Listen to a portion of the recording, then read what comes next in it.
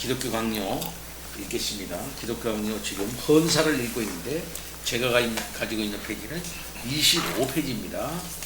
네 번째예요. 헌사. 프랑시스 1세에게 이 책을 쓰면서 칼빈은 말하기를 우리는 바른 기독교를 얘기하고 있다. 우리에 대해서 오해하지 말아달라. 이 얘기를 하는 가운데 계속 얘기를 하고 있습니다. 네 번째는 교부들이 종교개혁의 가르침에 반대한다는 부당한 주장. 교부들의 의견과 반대된다. 그러니까는 종교개혁자들의 의견은 이거는 잘못된 거다. 이렇게 얘기하는 카톨릭 학자들의 얘기를 반박하는 거다 이 말이에요. 자, 조금 읽겠습니다. 게다가 그들은 부당하게도 고대의 교부들이 우리를 반대한다고 주장합니다. 가로 열고 나는 보다 나았던 교회 시대의 고대 저술가들을 두고 말하고 있습니다. 마치 교부들이 그들 자신의 불경건에 대한 지지자들이라도 되는 것처럼 말입니다. 교부들 자기네들이 교부를 지지하는 것처럼 말하면 그렇지 않다 이게 또. 만일 교부적 권위에 의해 승부가 결정된다면 승리는 우리 편에 있습니다. 교부가 우리를 지지한다 이거지 실상은. 이 교부들은 현명하고 훌륭한 글들을 많이 썼습니다. 그럼에도 불구하고 사람들에게 흔히 일어나는 일들이 어떤 경우에는 그들에게도 일어났었습니다. 왜냐하면 소위 경건하다고 하는 그들의 후손들이 지혜와 판단력과 정신력을 총동원하여 교부들이 결함과 오류만을 숭배하고 있기 때문입니다. 교부들도 잘못된 거 많이 있다는 거죠. 근데 그 잘못된 것을 갖다가 받아들이고 그걸 가지고 우리들을 갖다가 공격한다는 겁니다. 이 교부들이 썼던 훌륭한 글들을 그들은 이해하지 못하거나 잘못 설명하거나 혹은 왜곡시킵니다. 그들의 유일한 관심은 황금 가운데서 쓰레기를 모으는 것이라 할 수 있을 것입니다. 교부들에게 좋은 걸 많이 있는데 좋지 않은 것 가지고서 이렇게 하는 경우가 많다는 거죠. 그러면서도 그들은 우리를 교부들의 대적이요 교부들을 멸시하는 자라고 몰아치고 있습니다. 교부들은 누굴 말하는 것일까요? 교부. 속사도 이후에 교부 시대가 있죠. 그러니까 사도가 있고 속사도가 있어요. 속은 뭐냐면 잇는다, 컨티뉴입니다. 잇는, 사도를 잇는다. 그러니까 사도는 아니지만 사도들과 비슷하게 교회를 돌보고 활동했던 그런 사람이에요. 대표적으로는 폴리갑 같은 그런 사도, 이게 뭡니까? 속사도가 있습니다. 근데 이 속사도 시대가 끝나고 나면 뭐가 시대가 오냐면 변증가 시대가 와요. 변증가. 요 변증가 시대가 지나고 난 다음에 그야말로 교부 시대가 열리는데 교부는 기독교 전체에 대하여 서술하고 변증하고 종합하려고 하는 그런 어떤 사람들이에요. 교부들이 교리를 세우고요. 그 전에 속사도 시대와 변증가 시대는 그런 게 별로 없었어요. 그러나 교부 시대에 와서 문제가 되는 게 기독론, 삼위일체론, 교회론, 이런 것들이 이제 이런 것들을 교리화하고 체계화하고 그런 일들이 이게 생기게 됩니다. 근데 이제 교부는 세 종류로 나눕니다. 어디를 나눌까요? 소아시아에 있는 교부, 소아시아.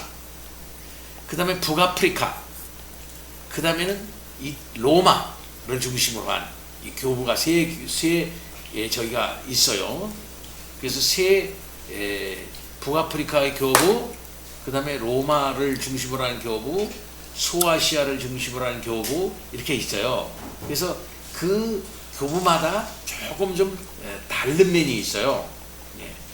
로마의 교부는 법이 강합니다. 법이 강해. 그 다음에는 이 소아시아에 있는 경우는 성경 이해가 밝어. 보통 성경적인 이해가 밝아요. 소아시아는 좀 쉽게 얘기하면. 그 다음에 라틴 교부, 북아프리카 이거는 좀 철학적이에요. 이런 어떤 교부들의 특징이 있는데 이런 그 교부 시대를 지나고 난 다음에 마지막 교부라고도 말할 수 있고 이 모든 저기를 갖다 종합하는 사람이 있으니 그 사람이 누구냐면 어거스틴이라는 사람이야. 5세기의 교부야. 어거스틴이 유명한 펠라기우스와 논쟁을 하면서 우리 구원론과 은혜론을 확정을 해요. 어거스틴이. 그러면서 삼위일체도 확실하게 이제 정립해 놓고 교회론도 확실하게 정립해 놓고 이렇게 하면서 이제 교부 시대가 마감이 되면서 어거스틴이 죽고 그 이유를 뭘로 보냐면 중세로 보는 거예요. 중세로. 그래서 중세는 500년에서부터 시작을 해가지고 1500년대까지 중세 시대로 이제 보는 겁니다. 자, 이때 그 교부 중에는 정말 정당한 주장을 하고 바른게 주장을 해서 훌륭한 교리를 주장하는 사람도 있지만 그렇지 않은 사람도 있다는 거예요. 그러니까 교부는 긍정적인 면, 부정적인 면이 있는 거예요. 그런데 이 캐토릭 사람들은 종교개혁자 칼빈을 일컬어가지고 이 교부와 반대가 된다 하면서 일방적으로 주장하지만 이 칼빈은 무슨 소리냐, 실상 교부들은 우리를 지지할 수밖에 없다, 우리는 교부와 반대되지 않는다 라는 사실을 얘기하려고 하는 것입니다. 자, 그럼 우리는 만물이, 거기 이양민 지사님 읽어주세요. 우리는 만물이 우리의 것이며 우리를 섬겨야 하며 우리를 주관할 수 없으며 우리는 모든 일에 예외 없이 순종해야 하는 그리스도 한 분에게 속해 있다는 것을 항상 기억할 수 있을 정도로 교부들의 저술에 정통이 있습니다. 이러한 구별을 준수하지 않는 자는 종교에 있어 어떤 확실한 것도 가지지 못할 것입니다. 왜냐하면 이 거룩한 사람들도 많은 것을 몰랐으며 종종 서로 의견이 일치하지 않았으며 때로는 서로 의견이 대립되기까지 했기 때문입니다. 교부들도 이렇게 서로 혼란을 겪었다 이거예요. 그래서 솔로몬이 우리 조상들에 의해 설정된 경계를 범하지 말라고 우리에게 명하는 것은 공연히 한 것이 아니라고 그들은 말합니다. 그러나 동일한 규칙이 전답의 경계와 신앙의 순종에는 적용되지 않습니다. 그것은 내 백성과 아비 집을 잊어버릴지어다 란 말로 기준을 삼아야 합니다. 그러나 만일 그들이 풍요를 그렇게 사랑한다면 왜 옮기면 불법인 지계표를 설정한 조상들로서 다른 어떤 사람보다도 사도들을 받아들이지 않는 것입니까? 제롬은 이 구절들을 이렇게 해석했으며 그들은 그의 말들을 그들의 교회 법전에 기록해 놓았습니다. 그러나 만일 우리의 대적들이 그들의 이해력에 따라 조상들이 설정한 한계를 보존하고 싶어 한다면 왜 그들은 그것들을 그처럼 멋대로 범하는 것입니까? 우리 하나님은 마시지도 먹지도 아니하시며 따라서 쟁반도 컵도 필요로 하시지 않는다고 말한 것은 교부들 가운데 한 사람이었습니다. 또한 교부는 신성한 의식에는 금이 필요 없으며 금으로 산 것이 아닌 것들은 금으로 기쁘게 할 수 없다고 말했습니다. 그런 고로 그들이 의식을 행할 때 금이나 은이나 상하나 대리석이나 귀한 돌이나 비단을 즐겨 씀으로써 이 한계를 범하고 있는 것입니다. 말하자면 그들은 모든 것을 사치스럽게 장식하지 않으면 하나님을 제대로 예배할 수 없다고 생각하는 것입니다. 자기가 그리스도인이기 때문에 다른 사람들이 고기 먹는 것을 삼가는 날에 자기는 자유롭게 고기를 먹는다고 말한 사람도 교부였습니다. 그런 고로 그들이 사순절에 고기를 맛본 어떤 사람을 저주했을 때 그들은 경계를 범한 것입니다. 그리스도인의 교회에서 새긴 형상을 보는 것을 몸서리칠 끔찍한 일이라고 말한 것은 한 교부였습니다.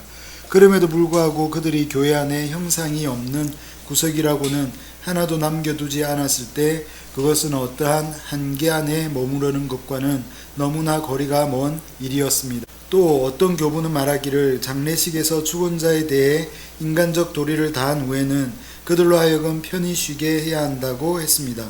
그러나 그들은 죽은 자들을 위해 계속적인 염려를 부추김으로써 이 한계들을 범하고 있습니다. 교부들 가운데 한 분은 말하기를 진짜 몸이 성찬식 안에 있는 것이 아니고 단지 몸의 신비가 그러하다고 했습니다. 왜냐하면 그렇게 함으로써 그는 말씀을 언급하고 있기 때문입니다.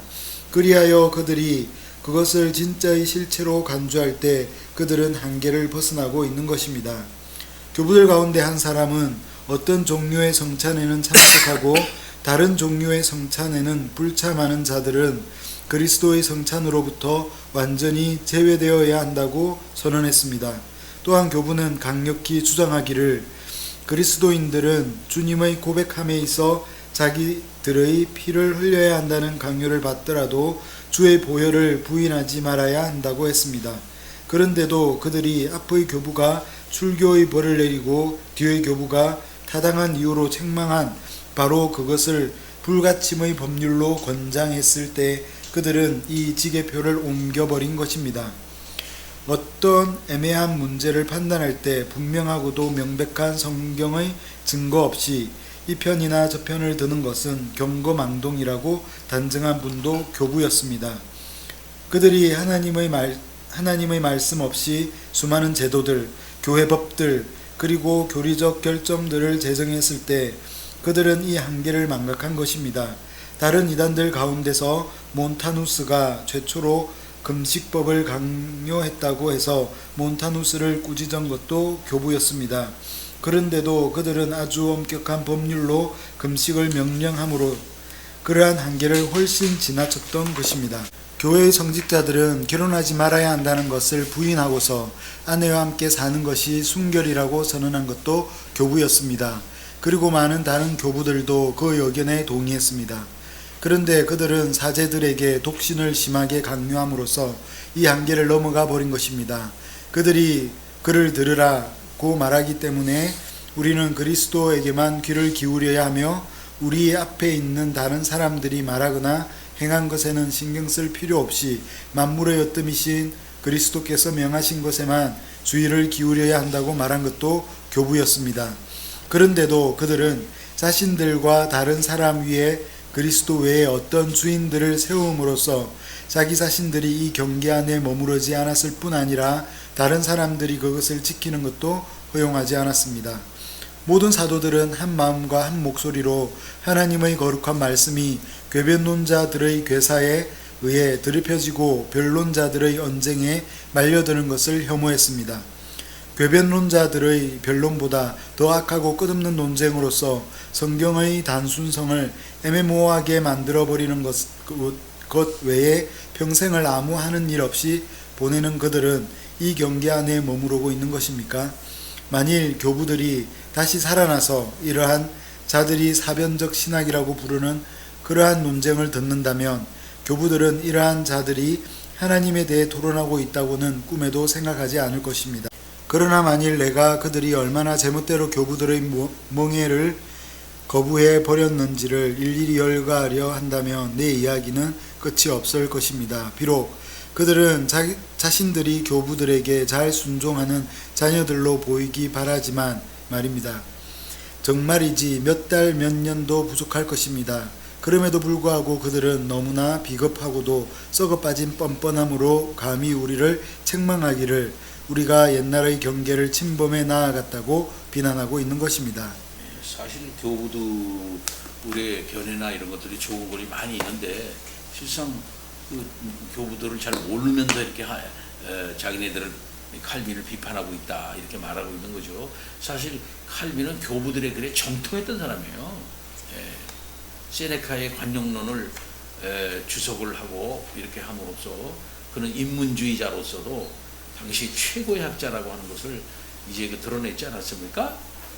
그는 아주 그 교부에 대해서 정통했던 사람이에요. 어느 누구보다도 당시 교부학에 있어서 최고의 권위자가 칼빈인 것이거든요.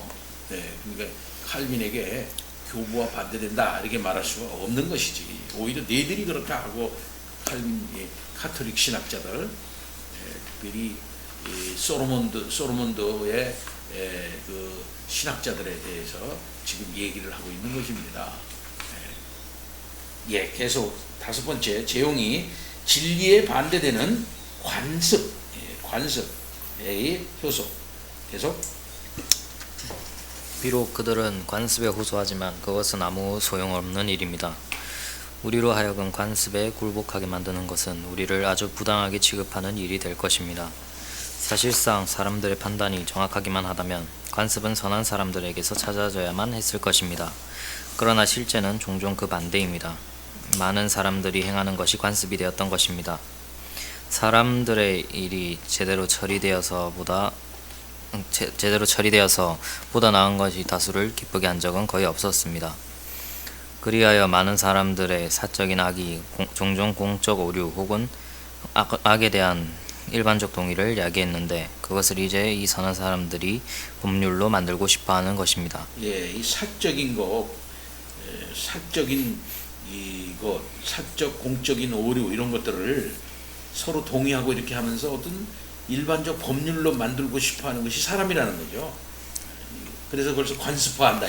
성경에는 없는데 교리적이지도 않는데 사적 공적인 어떤 오류들을 서로 동의함으로써 어떤 법률로 만들고 싶어 한다는 거지. 이게 관습이라는 건데 이 관습이라고 하는 것은 뭐냐면은 잘못된 것이다.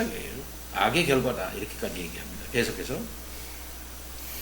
눈이 있는 사람이라면 누구나 지구에 범람한 것이 어느 한 악의 바다가 아니라 많은 위험한 역병들이며 모든 것이 앞뒤를 가리지 않고 달려들고 있음을 볼 수 있을 것입니다. 그리하여 우리는 인간사에 대해 완전히 절망하든지 혹은 이 거대한 악들과 맞붙어 싸우든지 혹은 차라리 그것들을 강력하게 진압해버리든지 해야 할 것입니다. 그런데 이러한 치유책은 우리가 그러한 악에 오랫동안 익숙해왔다는 단 하나의 이유 때문에 거부되고 있습니다. 그러나 인간들의 사회에서는 공적 실수로 인정한다 할지라도 하나님의 왕국에서는 그의 영원한 진리만이 청종되고 준수되어야 합니다. 영원한 진리만이 존중이 되는데 오래전서부터 익숙해 온 것이라고 해서 그냥 용납할 수는 없는 것이라는 거죠. 근데 관습입니다. 관례입니다. 그냥 넘어갑시다. 이렇게 할 수 없는 것이죠. 예. 영원한 진리, 하나님의 말씀에 항상 잘못되면 과감히 그걸 철폐해야 한다는 겁니다. 계속 그 진리는 세월이 많이 지나갔다고 해서 혹은 어떤 관습이 오래 계속되었다 해서 혹은 인간들의 음모에 의해 좌지우지될 수 없는 것입니다. 그런 식으로 이사야는 옛날에 하나님의 택하신 자들이 이 백성들이 음모라 부르는 모든 것을 음모라 부르지 말라고 가르쳤던 것입니다. 말하자면 백성들의 음모에 가담하지 말며 그것에 동의해서 그들이 두려워하는 것을 두려워하지 말며 놀라지 말고 만군의 여호와 그를 거룩하다 하고 그로 그들의 두려워하며 놀랄 자로 삼으라는 것이었습니다. 그러므로 이제 우리의 대적들로 하여금 그들이 원하는 대로 과거와 현재의 수많은 예들을 제시하게 버려두십시오. 만일 우리가 만군의 여호와를 거룩하게 한다면 우리는 크게 두려워하지 않을 것입니다. 비록 많은 세대가 동일한 불경건에 동의하였다 할지라도 하나님은 심지어 3, 4대까지 보복하실 만큼 강하십니다. 비록 전 세계가 동일한 사악함으로 음모를 꾸민다 할지라도 그분은 우리에게 대중과 함께 범죄하는 자들의 죄가 어떠한지를 경험으로 가르쳐 주셨습니다. 그는 홍수에 의해 모든 인류를 멸망시키셨으나 노아만은 그의 가족과 함께 살려주셨을 때 이 일을 행하셨습니다. 그리고 노아는 믿음에 의해 즉 한 사람의 믿음이 온 세상을 정죄했던 것입니다.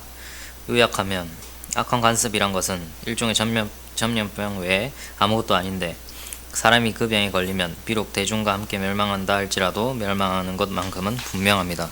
예, 관습하면은 많은 사람이 따르는 거라고 볼 수가 있죠.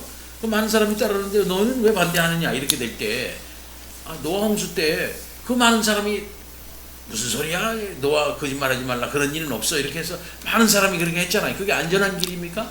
그러나 그건 망하는 길이었거든요. 예, 결국 많은 사람이 따르는 관습이라도 잘못될 수 있는 것이죠. 그걸 말하는 거예요 지금 칼빈은. 그렇죠? 그러니까 많은 사람이 함께 한다 그래서 그것이 옳은 게 아니다. 확실하게 이걸 얘기를 하고 있습니다. 그래서 성경이 말하면 성경을 따라야지 많은 사람이 따르는 관습이라고 해서 그걸 그냥 무조건 따르면 안 된다는 겁니다. 계속해서 6번 교회의 본질에 관한 오류들.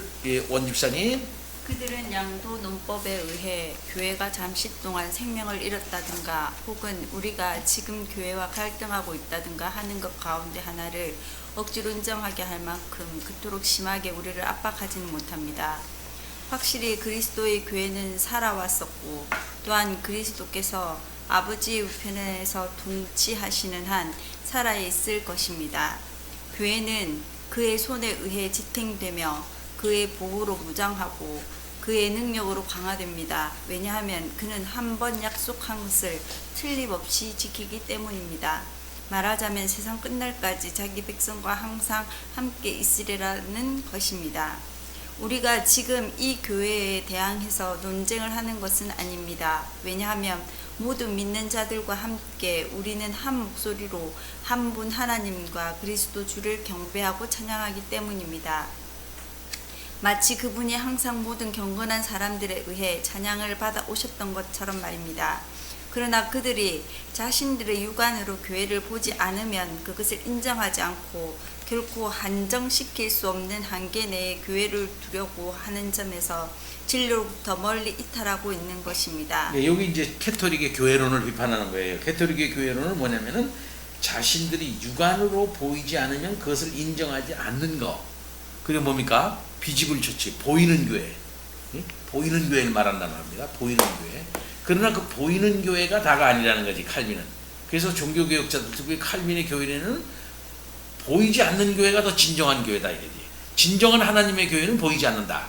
그렇게 말을 했단 말이죠. 근데 천주교회는 보이는 교회가 진정한 교회라 이렇게 말했어요. 그리고 조직교회, 주교가 있고 미사가 있고 그 보이는 사람들, 조직한 그 교회가 진정한 교회다 이렇게 말을 했단 말입니다. 그러나 칼빈은 말하기를 진정한 믿음이 안 보이는 것처럼, 진정한 믿음이 잘 안 보이잖아요. 안 배우는 것처럼 진정한 교회는 안 보인다 이렇게 얘기했다고요.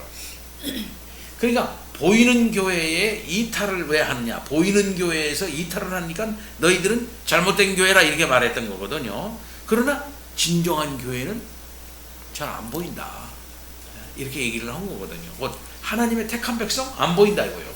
그렇죠? 그런 것처럼 칼빈은 이 보이는 교회, 칼빈의 천주교의 이 조직교회, 주교가 다스리고 있는 이 조직교회의 다스림을 받고 거기에 꼭 들어와야 되고 회원가입을 하지 않으면은 너희들은 안 된다 이렇게 말하는 이 교회론에 대해서 비판하는 거예요. 그렇지 않고도 충분히 교회가 된다는 거예요. 곧 뭐냐면은 주교가 있고 주교가 다스리고 성찬에 거기에 천주교 화채의 성찬에 참여하는 그런 교인, 조직교회의 교인이어야만 참된 교인이다. 그거 왜 안 하느냐? 안 하면 너희들은 안 된다라고 말하는 이 천주교 교회론에 대해서 무슨 소리냐? 하나님의 말씀을 따르고 믿고 의지하며 하나님을 말씀을 따르는 사람들, 이 사람들이 있으면 그 교회지, 그 주교 말만 들어서 그 한 곳에 모여야만 교회냐? 아니다 이렇게 말하고 있는 거예요. 지금 그래서 우리의 논쟁은 다음과 같은 점에 관련되어 있습니다. 첫째, 교회의 형태는 항상 드러나 보이고 관찰될 수 있는 것이라고 그들은 주장합니다. 이게 천주교 교회론이에요. 항상 드러나 보이고 관찰될 수 있는 것이어야만 한다. 둘째, 그들은 이 형태를 로마 교회와 그 계급 제도와 동일시하고 있습니다. 그러니까 로마 교회와 그 계급 제도, 거기에는 대주교가 있고 주교가 있는 그런 계급 제도의 그 안에 이걸로 드러나는 것이어야 한다 이거예요. 계속 우리는 반대로 교회가 어떤 가시적 외형 없이도 존재할 수 있으며, 중요하게 말하죠. 어떤 가시적 외형 없이도 존재할 수 있으며, 계속 이 외형은 그들이 바보스럽게 흠모하는 저 외적 장엄함 속에 담길 수 없다고 확신합니다. 이 외적 장엄함이라는 것은 천주교, 중세 교회의 교회당을 말하는 게 청당, 그 성당 안에 모여야 한다. 외적 장엄함 속에 그 보이는 교회가 와서 담겨야 한다 이렇게 말한 것이요. 그러나 그렇게 하지 않아도 된다라고 칼빈은 얘기를 하는 겁니다. 계속 오히려 교회는 아주 다른 표지를 가지고 있는데, 그것은 하나님의 말씀을 순수하게 전파하는 것과 성례를 올바르게 집행하는 것입니다. 그들은 손가락으로 교회를 꼬집어 지적할 수 없으면 격분합니다. 그러니까 진정한 교회는 하나님의 말씀이 전파되고 그 말씀에 따라서 성례를 베풀면 그 성만찬 공동체라고 그러는데, 그런 말씀 중심적인 성만찬 공동체가 있다면은 그게 교회지.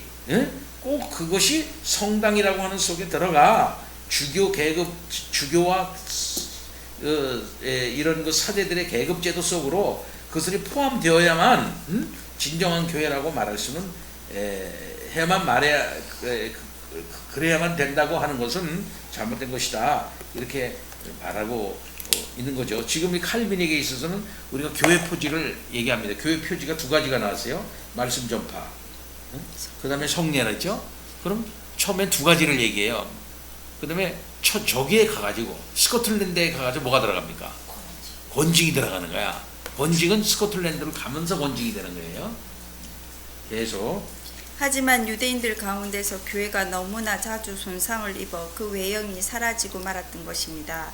엘리야가 자기 혼자 남았다고 불평했을 때 우리는 교회가 어떤 모습을 보였다고 생각하고 있습니까? 예. 그리스도 교회가 모습이 꼭 있었던 것은 아니다 이거지. 그렇죠? 엘리야가 혼자 남았다고 불평했을 때 교회가 어떤 모습이었느냐? 뭐 형체가 없지 않아요? 그러나 하나님은 뭐라고 하니? 바알에게 절하지 않은 몇 명 남았다고? 7,000명이 있다. 이렇게 얘기를 하나님, 교회가 있다 무슨 소리냐? 엘리야야, 이렇게 얘기를 한 것이란 말입니다. 그래서 그리스도께서 오신 후 얼마나 오랫동안 교회는 형체 없이 감추어져 있었습니까? 그 후로도 얼마나 자주 교회는 전쟁과 폭동과 이단의 압제 밑에서 전혀 빛을 발하지 못하는 상태에 있었습니까? 만일 그들이 그 시대에 살았더라면 그들은 어떤 교회가 존재했다고 믿었겠습니까? 그러나 엘리야는 아직도 바알에게 무릎 꿇지 않은 선지자 7,000명이 남아 있다는 말을 들었습니다.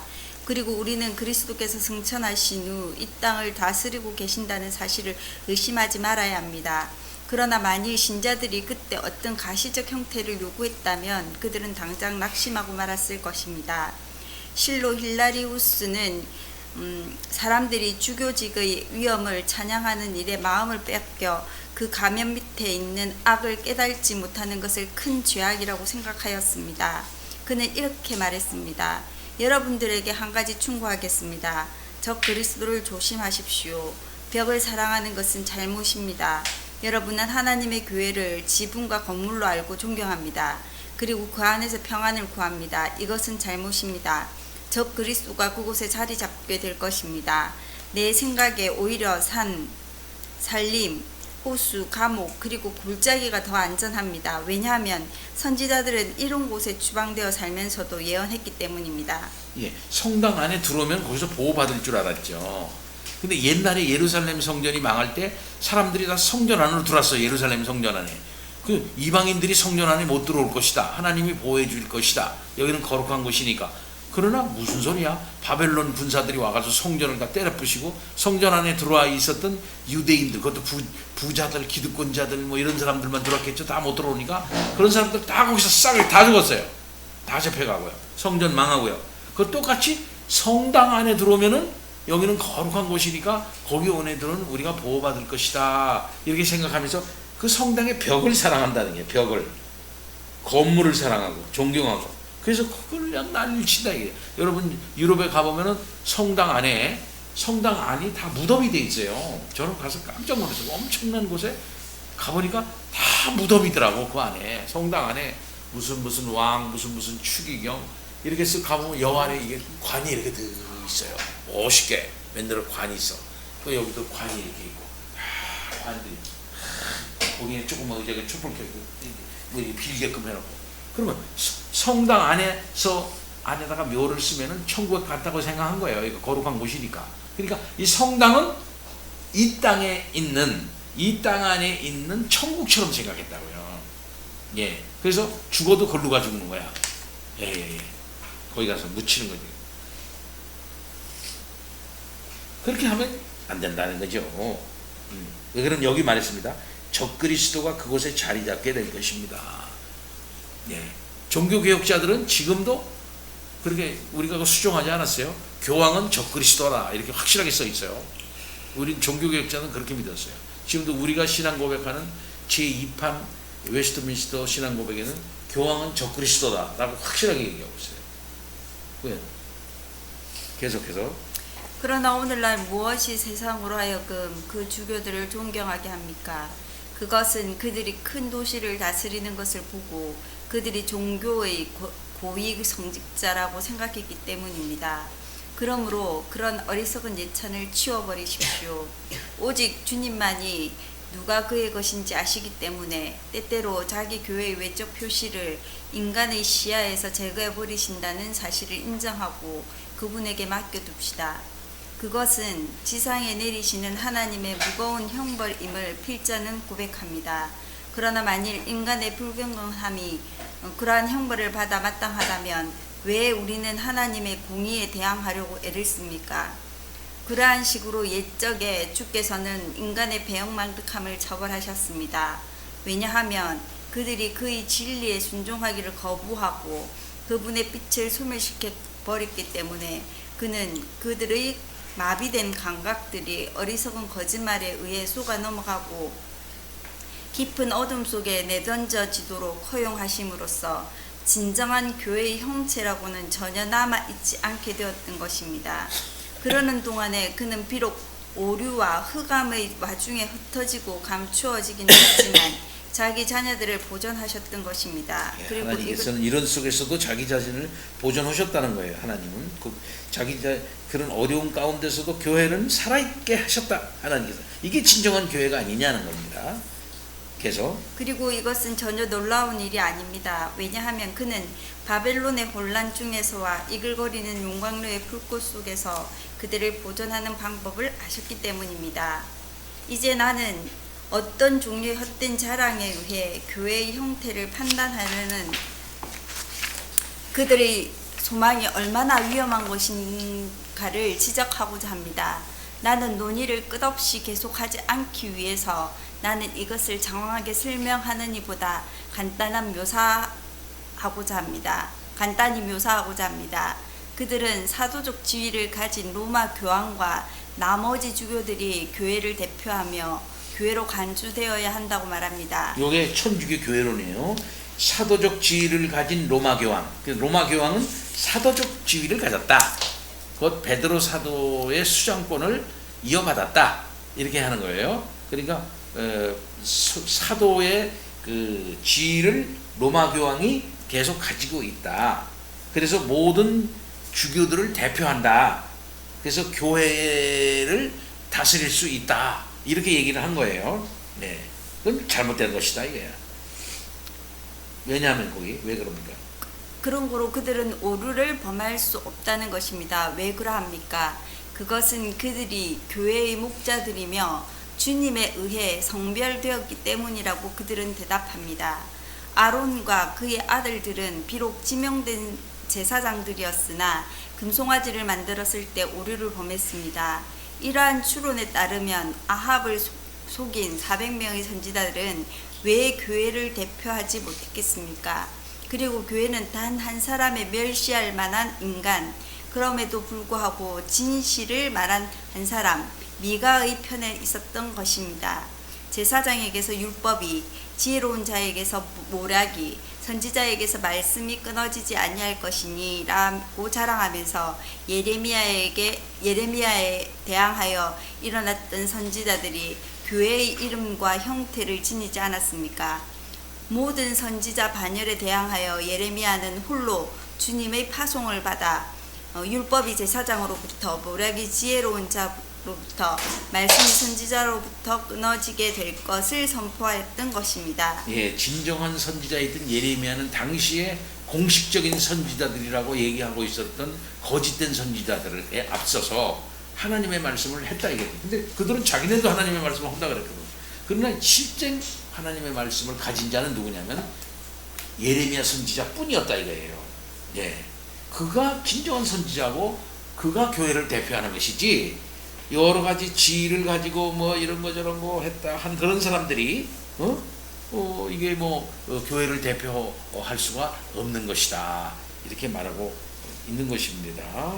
조금 더 그리스도의 처형에 관해 모의하기 위해 모였던 제사장들과 서기관들과 바리새인들의 공회에 그러한 허세가 나타나지 않았습니까? 이제 그들로 하여금 가서 이러한 외적 가면에 매달리게 버려두십시오. 즉 그리스도와 살아계신 하나님의 모든 선지자들을 종파 분리자들로 만들고 반대로 사탄의 종들로 성령의 도구로 만드는 가면 말입니다. 그러나 만일 그들이 진심으로 말한다면 그들로 하여금 선한 믿음 안에서 나에게 대답하게 해 보십시오.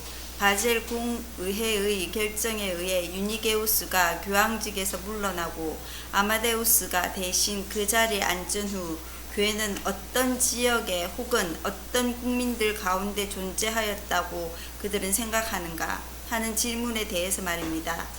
그들은 그 공의회가 외견상으로는 합법적이었으며 한 명의 교황이 아니라 두 명의 교황에 의해 소집되었다는 것을 부인할 수 없을 것입니다. 유게니우스는 그와 함께 공의회의 해체를 모의했던 모든 추기경들과 주교들과 함께 교회 분열의 죄, 반역죄, 그리고 왕고의 죄로 정죄되었던 것입니다. 그럼에도 불구하고 제후들의 호의에 의해 후속적인 지원을 받아 그는 자기의 교황직을 고스란히 회복했습니다. 거룩한 공의회의 권위에 의해 엄숙히 행해졌던 아마데우스의 선출은 연기처럼 사라져 버렸습니다. 아마데우스는 마치 짖는 개가 한 점의 고기로 달램을 받는 것처럼 추기경의 감투를 쓰는 것으로 달램을 받았던 것입니다. 이 반역적이고 완고한 이단들로부터 미래의 모든 교황들, 추기경들, 주교들, 수도원장들 그리고 사제들이 배출되었습니다. 여기서 그들은 발뺌을 할 수 없게 되었습니다. 그들은 어느 편의 교회의 이름을 부여할 것입니까? 외적 장엄함을 완벽하게 갖추었고 두 개의 교서에 의해 엄숙하게 소집되었고 로마 교황청의 주재 대사에 의해 성별되었고 어느 모로부나 질서 정연했고 마지막까지 동일한 권위를 보유하고 있는 그 공의회가 보편적이었음을 부인할 것입니까? 그들은 유게니우스와 그의 모든 동료들에 의하여 성별되었는데 그들이 분파주의자들이었음을 인정할 것입니까? 그러므로 그들로 하여금 교회의 형태를 다른 말로 정의하게 하십시오. 그렇지 않으면 우리는 그들의 수가 아무리 많다 할지라도 짐짓 그리고 의도적으로 이단에 의해 안수받은 그들을 분파주의자들이라고 규정할 것입니다. 그러나 만일 그 사실이 전에 한 번도 밝혀지지 않았다 할지라도 비록 교회에 대한 치명적인 재앙이었지만 교회라는 미명하에 그토록 오랫동안 자신들을 세상에 오만하게 선전해 온 그들은 교회가 외적 허식과는 별 관계 없다는 풍부한 증거를 우리에게 제공할 수 있을 것입니다. 나는 그들의 도덕이나 비극적 비행에 관해 말하고 있지 않습니다. 비록 그들의 모든 삶이 그러한 것들로 가득 차 있지만 말입니다. 그들 스스로 말은 듣되 행위는 본받지 말아야 할 바리새인으로 자처하고 있기 때문입니다. 만일 폐하께서 잠시만 틈을 내어 우리의 글들을 읽어보신다면 그들이 교회라고 주장하는 그것, 바로 그 교리 자체야말로 영혼을 죽이는 도살장이요 교회의 선동자요 파멸자이며 파괴자임을 틀림없이 발견하게 될 것입니다. 예, 캐톨릭 교회가 서로 직접 교황이 2명이나 돼가지고 분리되어 있을 때가 있었다고요. 그럴 때 이쪽 교회를 서로 간에 파문을 하고 막 이런 식으로 벌리고 막 그런 일이 있었는데 그럼 누가 그럼 진정한 교회이겠느냐? 응? 예. 자, 여기 그래서 그들이 주장하는 바로 그것, 그 교리 자체야말로 영혼을 죽이는 도살장이요 교회의 선동자요 파멸자이며 파괴자임을 틀림없이 발견하게 될 거다. 결국은 진정한 교회라고 하는 것은 그러한 제도에 있지를 않고 하나님의 말씀을 가졌느냐 안 가졌느냐 거기에 이제 문제가 있다라고 분명히 얘기를 하는 것입니다. 결국은 천주교회는 온갖 외적 허식과 거짓된 장엄함과 잘못된 이런 어떤 인간적인 것으로 가득 차 있는 영혼을 죽이는 도살장이고 파멸자이고 파괴자일 수밖에 없다라고 이렇게 강력하게 비판을 하면서 이제 얘기를 하고 있는 것입니다. 자, 그럼 우리 조금 더 나갈까요? 그럼 15분까지만 하겠어요. 자, 7번째 개혁교리 때문에 약이 되었다는 소란들. 제이 조금 읽어주세요. 그만할 때까지. 끝으로 우리 교리의 전파가 수많은 소요와 소란과 다툼들을 불러일으켰으며 많은 사람들 가운데 가져다준 해로운 결과들을 열거할 때 그들은 충분히 정직하게 행동하고 있지 않습니다. 그러한 악들이 부당하게도 우리의 교리 탓으로 돌려지고 있으나 사실은 사탄의 악의 탓으로 간주되어야 했을 것입니다. 사실상 하나님의 말씀의 어떤 특징이 나타납니다. 이것은 하나님의 말씀이 역사하면 사탄도 반드시 활동한다는 것입니다. 이것이야말로 하나님의 말씀을 거짓 교리들과 구별하는 가장 확실하고 믿을 만한 표지입니다. 하나님의 말씀이 딱 전해지면 그것과 반대되어지는 사탄의 거짓 교리도 딱 활동한다는 거예요. 계속. 거짓 교리는 쉽사리 그 모습을 드러내며 모든 사람이 귀 기울여 받아들이고 세상이 박수갈채와 함께 청중한다는 특징을 갖고 있습니다. 거짓 교리는 세상 사람들에 의해서 더 박수갈채를 받고 더 많이 좋아한다는 거지, 거짓 교리를. 예? 그래서 그리하여 모든 것이 깊은 흑암 속에 잠겨있던 수세기 동안 인간들은 이 세상 주관자들의 농담거리와 농락거리에 불과했던 것입니다. 그리고 사탄은 사르다나 팔루스처럼 빈둥거리면서 깊은 휴식을 즐기고 있었던 것입니다. 평온하고 고요하게 자기 왕국을 차지한 채 노닥거리는 것 외에 달리 무슨 할 일이 있었겠습니까? 그러나 위로부터 비치는 빛이 어느 정도 그의 흑암을 쫓아내었을 때 더 강한 자가 그의 왕국을 공격하여 괴롭혔을 때 그는 오랜 잠에서 깨어나 무기를 들기 시작했던 것입니다. 그리고 먼저 사람들로 하여금 행동하게 함으로 동터는 진리를 폭력으로 눌러버리려 했던 것입니다. 그런데 그 방법이 아무 효과를 거두지 못하게 되자 그는 전략을 바꾸었습니다.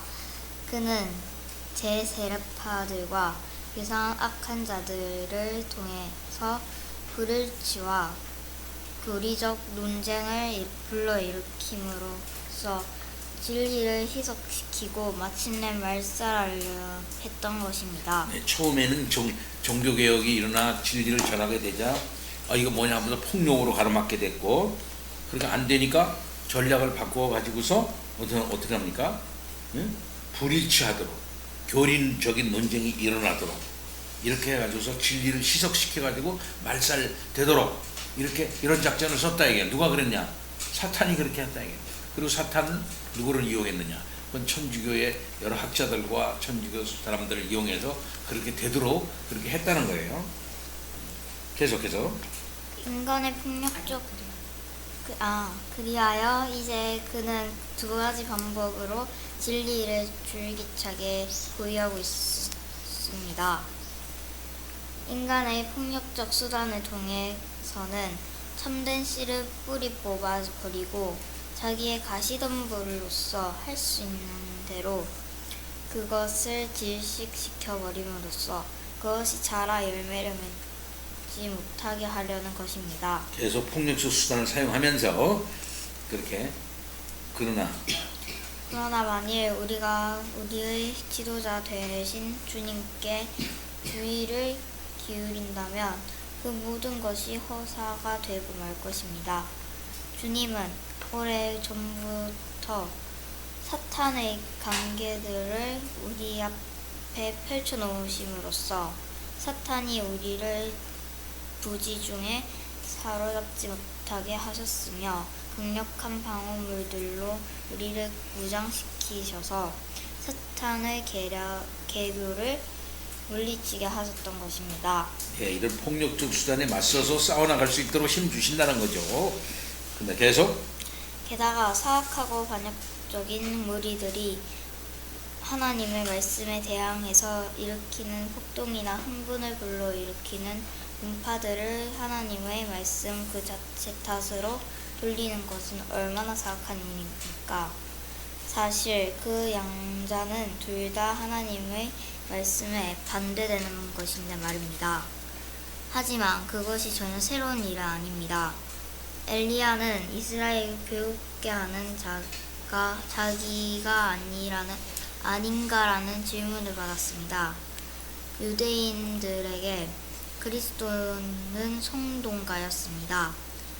백성을 소란케 하는 자라는 고발이 사도들에게 집중되었습니다. 예, 이렇게 하나님의 말씀을 바르게 전한 자들에게 항상 반대가 있었는데, 예, 그 뭐냐면 오히려 이스라엘을 괴롭히는 자, 선동가, 또 백성들을 소란케 하는 자, 너희들 사도들이 바로 너희들이 아니냐, 왜 이렇게 소란케 하느냐라고 이렇게 하는 반대를 항상 받은 거예요. 하나님의 말씀을 바로 전할 때요. 그래서 우리를 향해 들끓고 있는 그 모든 소요들과 소랑들과 논란들로 인해 현재 우리에게 비난을 화살을 돌리고 있는 자들이 그 외에 무엇을 하고 있습니까? 엘리야는 우리가 그러한 고발에 대해 어떻게 대답해야 할 것인가를 가르쳐 주었습니다.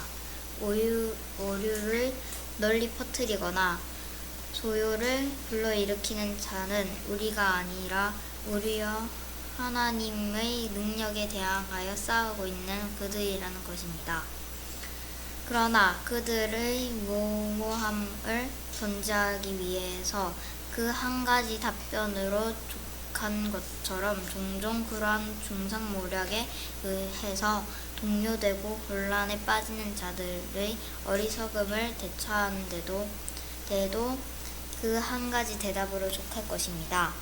이러한 동요에 굴복해서 자기들의 입장을 상실하지 않기 위해 그들로 하여금 사도들로 그 시대에 지금 우리에게 일어나고 있는 것과 똑같은 일들을 경험했다는 것을 알게 해야 합니다. 베드로가 말한 것처럼 바울이 쓴 거룩한 말씀들을 억지로 풀다가 멸망을 자초하고 무식하고 굳세지 못한 자들이 있었습니다. 그들은 죄가 더 한 곳에 은혜가 더욱 넘쳤다는 말을 듣고 즉시 결론 짓기를 은혜를 더하려고 죄에 거하자 하는 식으로 하나님을 멸시했던 자들이었습니다.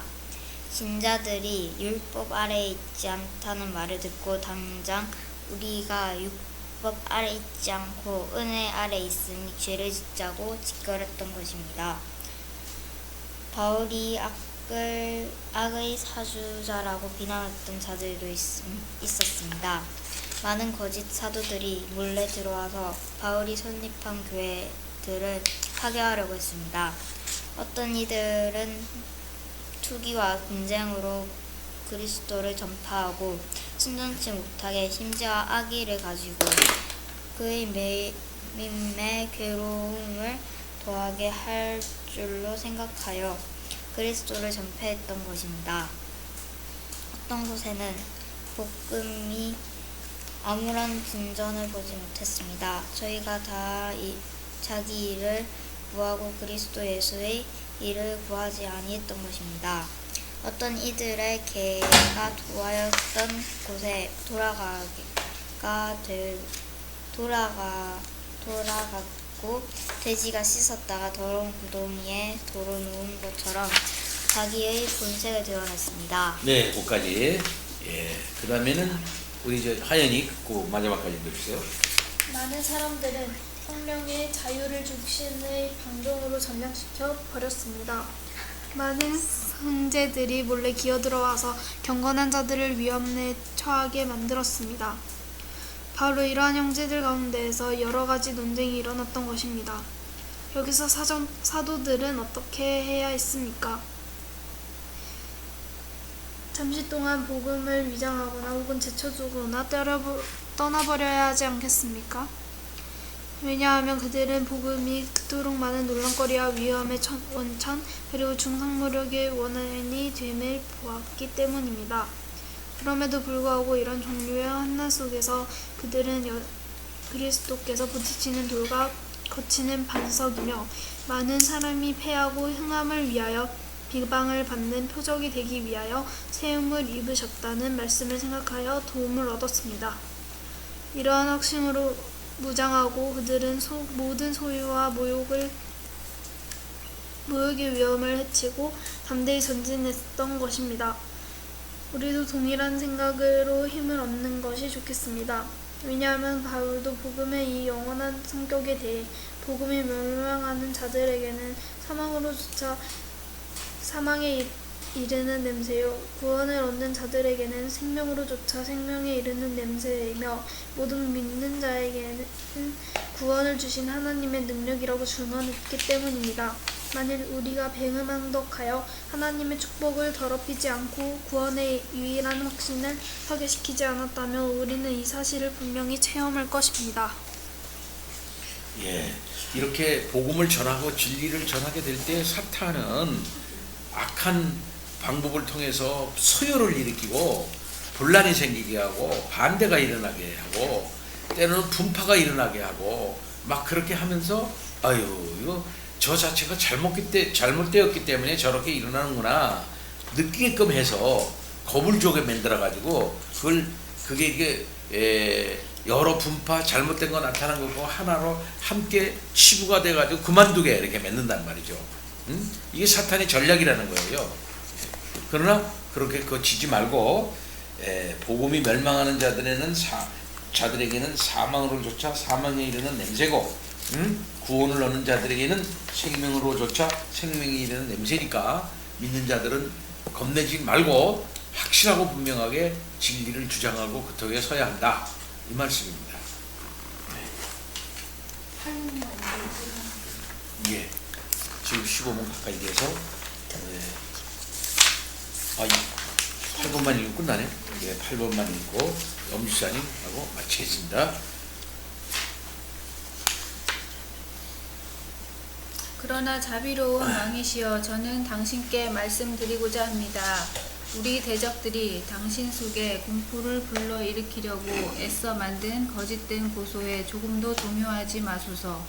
즉 이 새 복음에 의해 사람들이 단지 소유와 모든 범죄에 대한 면책을 찾고 있다는 고소 말입니다. 왜냐하면 하나님은 어지러움의 하나님이 아니시오 오직 화평의 하나님이시며 하나님의 아들은 죄를 짓게 하는 자가 아니요 마귀의 일을 멸하려 오셨기 때문입니다.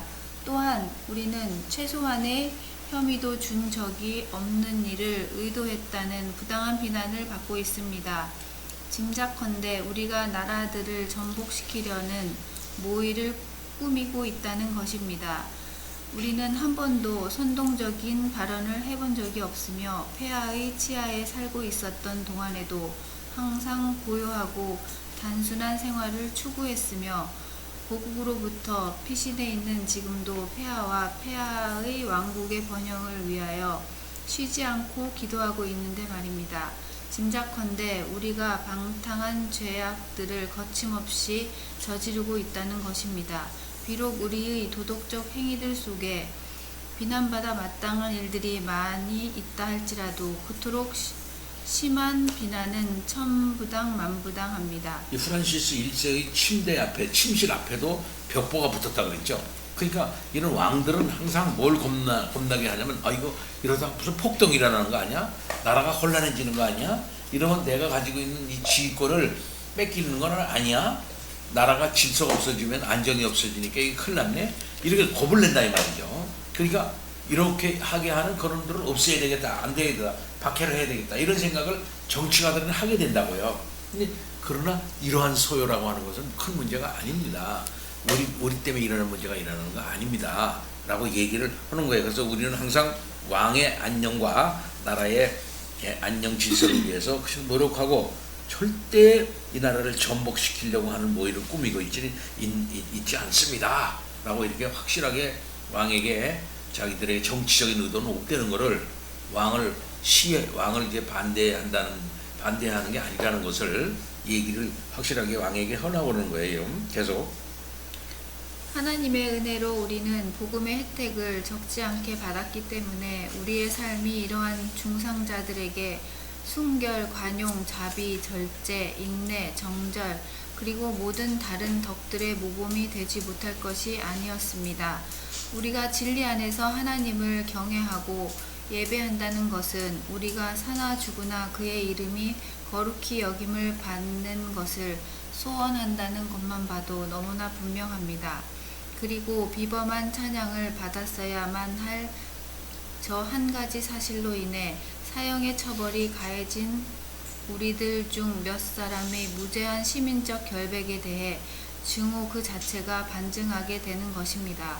그러나 만일 어떤 사람들이 복음을 핑계로 소요를 일으킨다면 지금까지 당신의 왕국에서 그런 사람이 발견된 적은 한 번도 없었지만 만일 어떤 자가 자기의 방종한 사악들을 하나님이 주신 자유의 은혜로 미화한다면 이런 종류의 사람들을 저는 많이 알고 있습니다만 그들은 법률과 법률의 처벌 조항에 의해 자기들이 죄에 상응하는 엄한 심판을 받아야 할 것입니다. 단지 그 와중에 파렴치한 자들의 사악함으로 인해 하나님의 복음이 모독당하지 않게 되어야 할 것입니다. 오 폐하시여, 저는 폐하께서 너무 쉽게 그들의 중상모략에 귀를 기울이시게 되지 않도록 우리를 중상하는 자들의 사악한 계획들을 자세히 계진해 올렸습니다. 너무 지엽적인 것까지 포함되지 않았나 염려가 됩니다. 왜냐하면 이 서문이 이미 거의 완전한 하나의 변론서의 분량에 이르러 버렸기 때문입니다. 네, 변론서가 돼버리고 말았다. 결국 이제 변론서죠. 계속. 여기서 제가 하려고 했던 것은 변명이 아닙니다. 단지 우리의 송사에 대한 실제 형편에 폐하께서 귀를 기울이시도록 하는 것이었습니다. 현재 폐하의 마음은 사실상 우리에게서 떠나 있으며 등을 돌린 상태이며 심지어 진노하고 계십니다. 그러나 만일 폐하께서 고요하고 안정된 기분으로 우리의 이 고백을 한번 읽어주신다면 우리는 폐하의 은총을 되찾을 자신이 있음을 첨언합니다. 우리는 이 고백을 변명 대신으로 폐하 앞에 바치는 것입니다. 하지만 저 악의로 충만한 자들의 속삭임들만이 폐하의 귀를 가득 채워 피고인들은 자기를 위해 변론할 기회조차 얻지 못하고 단지 그들의 미친 듯한 경로만이 폐하의 묵인하에 투옥, 채찍질, 고문, 절단형, 화형 등으로 나타난다고 생각해 보십시오. 그렇게 되면 우리는 도살당할 운명에 처한 양처럼 막다른 골목에 몰리게 될 것입니다. 그러나 우리는 인내로 우리의 영혼을 얻을 수 있을 것이며 주의 강한 손이 때가 되면 틀림없이 나타나 공경에 처한 자들을 그들의 환난에서 건져내시고 그들을 멸시하는 자들을 처벌하실 것을 기다릴 것입니다. 왕 중의 왕이신 주께서 폐하의 보좌를 의 가운데 폐하의 통치를 공평 가운데 경고케 하시기를 기원합니다. 4절. 이렇게 핍박이 있다 한다 할지라도 결국은 우리는 승리할 것이다. 그러니 우리를 그렇게 하지 말아달라 이렇게 얘기를 프란시스 1세는 했지만 프란시스 1세는 카톨릭 세계가 워낙 강한 걸 어떻게 벌써 캐톨릭의 편을 들고 결국은 대신적으로 계속 비판하게 되죠. 박해하게 되죠. 헌사를 읽어보니까 그때 당시의 분위기가 이렇게 느껴지지 않습니까? 네. 모쪼록 진리 안에 우리도 굳게 서야 되겠습니다. 이러한 고난과 핍박을 견딜 수밖에 없는 진리를 주장하는 일 우리가 이제 배워나가게